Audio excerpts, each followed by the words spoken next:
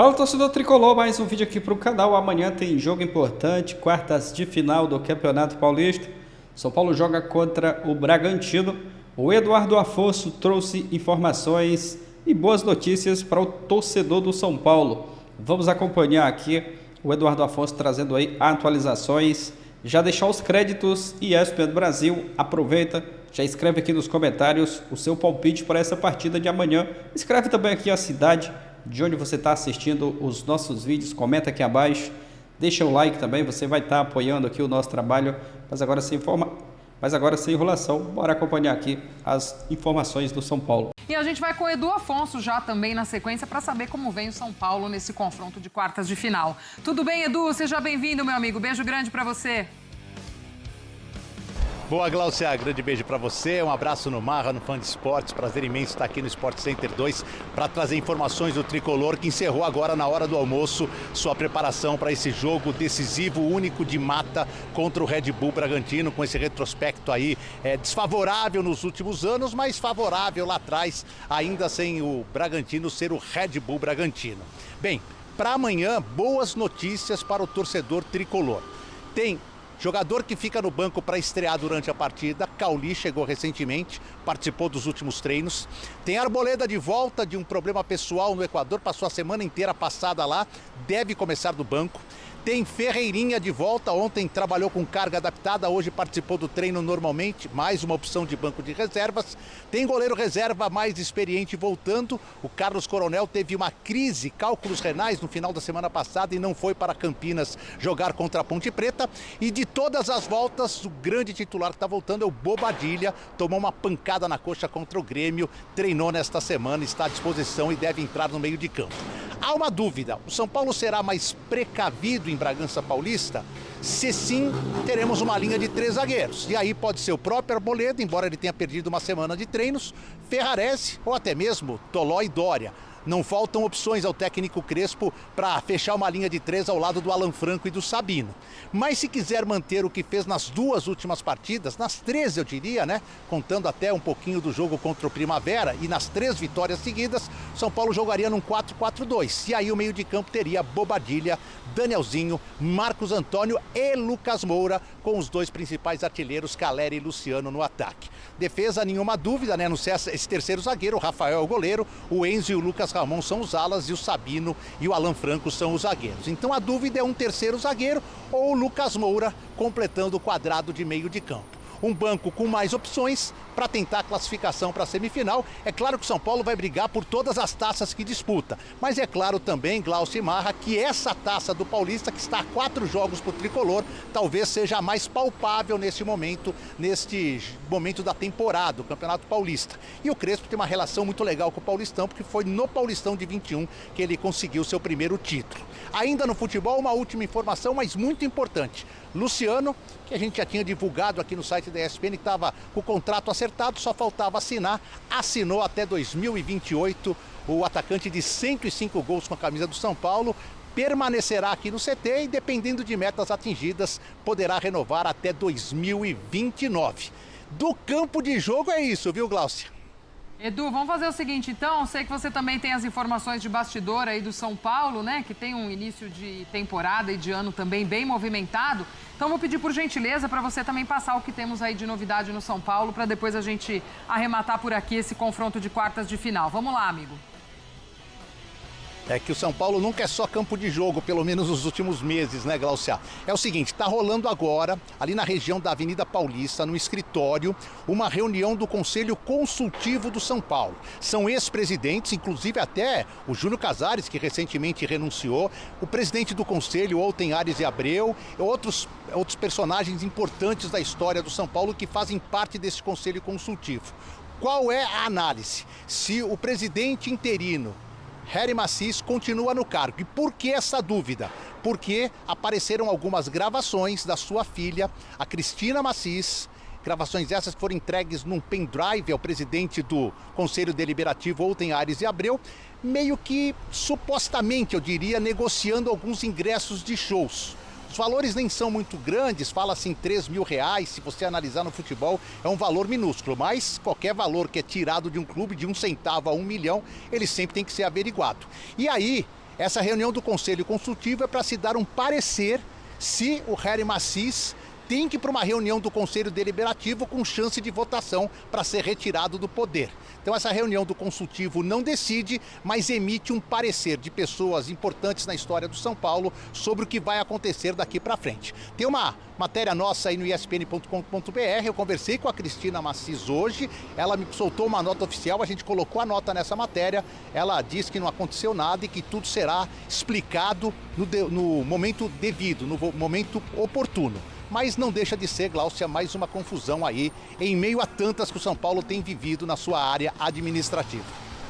Sem dúvida, Edu. Obrigada, amigo. Boa sequência de trabalho aí para você, para nossa equipe, acompanhando essa sexta-feira no São Paulo. E coisas que, inclusive, né, Marra, jogadores, enfim, o próprio Crespo já foram deixando ao longo desse início de temporada muito claro que acabam impactando também em campo e não tem como ser diferente. Mas vamos para esse confronto aí contra um Red Bull Bragantino, que faz grande campanha desse Campeonato Paulista. Um ótimo início de temporada também, um time muito pouco vazado, esse do Wagner Mancini, contra esse São Paulo que vem tentando também buscar o seu melhor, né, ainda nessa temporada, né, Marra? Ainda não deslanchou, não encaixou 100% esse time do Crespo, embora acho que o momento hoje seja um pouco melhor. Concordo, Gláucia.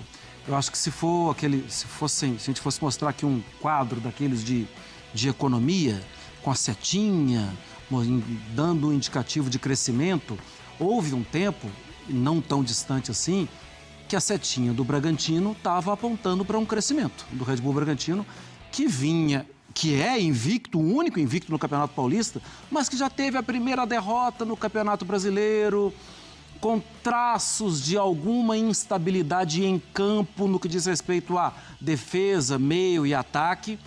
E a setinha do São Paulo, ela começa a temporada em baixa, com as coisas externas, fora do campo, pesando muito para uma imagem negativa. Só que São Paulo agora vem de 6 jogos de invencibilidade. Parece que começou o brasileiro, mudou algo no cenário de São Paulo. Agora não é brasileiro, agora é Campeonato Paulista, agora é possibilidade de eliminação. Tenho dúvidas também de como vai o Crespo para a abordagem do jogo. Mas, Gláucia, se fosse há 20 dias, o Bragantino seria muito favorito. Agora não tem favoritismo. Agora o São Paulo pode aproveitar o que tem acontecido no Campeonato Brasileiro e tentar se impor. E talvez essa imposição fora de casa seja, vamos com um meio-campo que tem força e qualidade. Um meio-campo mais forte para jogar muitas vezes no erro do adversário. Apareceu ali o Wagner Mancini, apareceu ali o Crespo. 2 treinadores com muitos fios de cabelo branco. 2 treinadores com trajetórias diferentes. O Wagner Mancini, depois de muito tempo, trabalha em um clube que oferece a ele estabilidade. Agora também pode estar na hora dele dar o salto, né? E conquistar o campeonato. E até interessante você tocar nesse ponto, Marra. Talvez seja a hora do próprio Red Bull Bragantino, enquanto clube, enquanto estrutura, instituição, também dar esse salto. A gente vai trazer aí um retrospecto da participação do Braga nas últimas edições de Campeonato Paulista e mostra muito isso.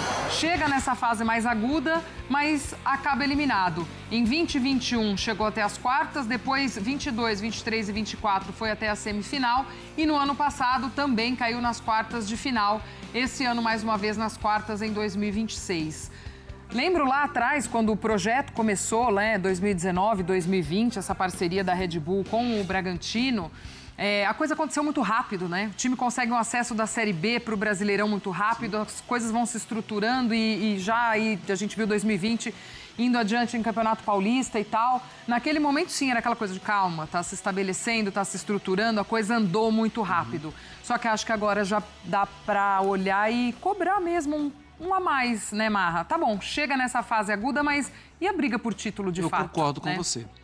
E podemos até, claro que sem citar nomes, fizemos há algum tempo uma viagem juntos para a cobertura de um jogo, Red Bull Bragantino e Corinthians, pela Sul-Americana. E nas conversas ali, corredores, nós não vamos citar nomes, algumas pessoas do clube chegaram a falar, a gente quer mais. Só que, assim, o clube entende muito que é um processo. E as pessoas, os funcionários do clube entendem, não, a gente quer vencer, a gente quer levantar a taça, a gente quer ser campeão. e encontrando não é rigidez, mas encontrando até mesmo a leveza de um clube que entende, que respeita processos, mas por algumas pessoas compreendido como uma certa lentidão. Mas o tempo já passou, até dessa conversa que a gente teve. Sim. Isso já tem uns 2 anos. Sim. Mas sim, está chegando a hora. Não só chegar a hora de ir para a Libertadores, isso o Red Bull Bragantino já fez. Não só chegar a hora de disputar finais, isso ele já fez. Já disputou final de De Sul-Americana. Sul-Americana contra o Atlético Paranaense. Agora está chegando a hora de levantar a taça.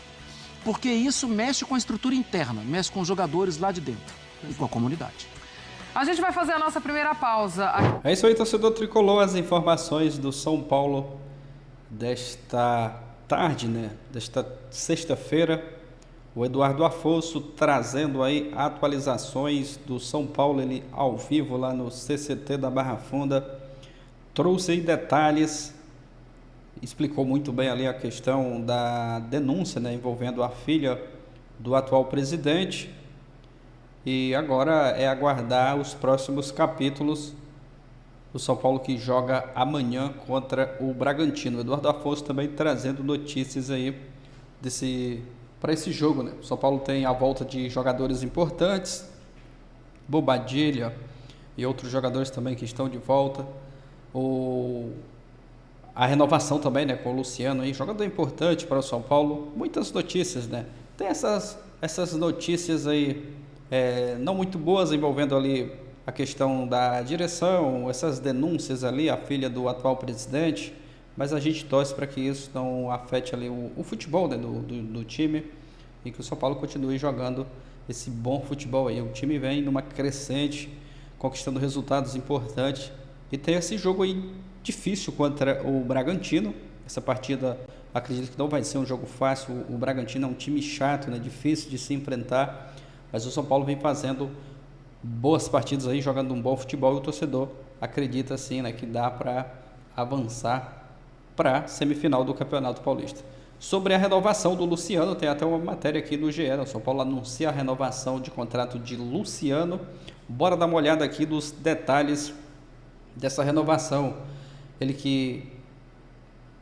O São Paulo que anunciou na renovação até 31 de dezembro de 2028, com metas esportivas que pode ampliar o vínculo até o fim de 2029. O contrato anterior do atacante era válido até o fim desta temporada, o que permitia ao jogador assinar um pré-contrato. São Paulo já assinando aí, renovando o contrato de Luciano, com 32 anos, o jogador que está agora com 32 anos, ele que chegou a São Paulo em 2020. Desde então aí já foram 330 partidas, jogos, né, com a camisa do São Paulo, 105 gols marcados, bons números aí com a camisa do São Paulo. Conquistou títulos também, Paulistão 2021, Copa do Brasil 23, Supercopa Rei 2024. É um jogador importante e o São Paulo acerta em renovar com o Luciano. É um jogador importante aí para esse time e que ele continue, né, jogando um bom futebol aí, ajudando o São Paulo a conquistar vitórias e também títulos. Outra notícia boa aí para o torcedor do São Paulo é a estreia do Cauli, né? Ele que está à disposição, já treinou. E a informação aqui do GE, né, que o São Paulo treina com o Cauli e treina e testa, né, formações contra time de base. Cauli que chegou recentemente, já está também à disposição e pode até fazer a sua estreia contra o Bragantino, nessa partida de amanhã, às 18h30, né? O trabalho aqui, segundo informações do GE, o Crespo comandou a atividade na manhã de ontem, né, quinta-feira. Neste sábado, às 18h30, o São Paulo enfrenta o Bragantino. O trabalho que o Crespo realizou, ele contou com a presença do meia Cauli. Segundo o GE aqui, o Crespo, né, realizou um longo trabalho coletivo em campo, utilizando 11 contra 11 para o trabalho. 18 atletas das categorias de base foram chamados aí para a atividade.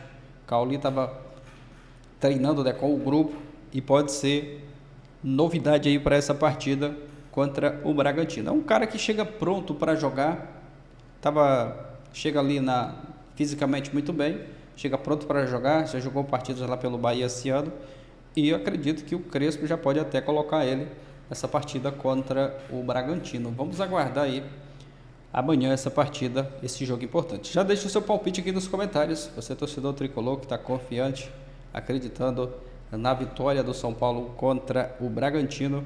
Já deixa o seu palpite, se inscreva também, ativa o sino. Valeu e até a próxima, galera!